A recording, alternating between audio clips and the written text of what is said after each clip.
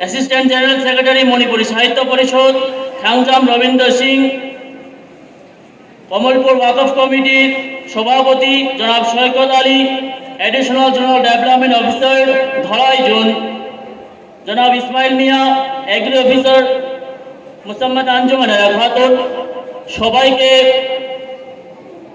Human relief সোসাইটির পক্ষ থেকে আমার ব্যক্তিগত তরফ থেকে আন্তরিক শুভেচ্ছা জ্ঞাপন করছি।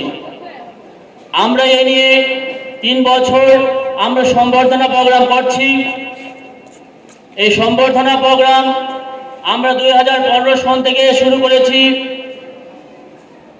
আমাদের সোসাইটি চিন্তাধারা ছিল সমাজের সকল অংশকে নিয়ে আমাদের সম্বর্ধনা জ্ঞাপন করা, কিন্তু আর্থিক দিক থেকে আমরা সচ্ছল না থাকার কারণে আমরা শুধু মণিপুরী মুসলিম ছাত্রদের নিয়ে সম্বর্ধনা জ্ঞাপন করি।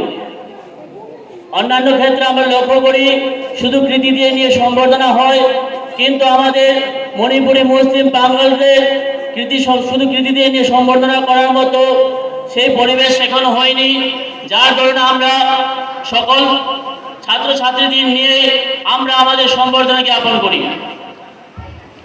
আমরা লক্ষ্য করেছি আমরা আমাদের মণিপুরী মুসলিম বাঙাল ছাত্রছাত্রীরা শুধু বাঙাল ছাত্রছাত্রী নয়, আমাদের বাঙাল জাতিটা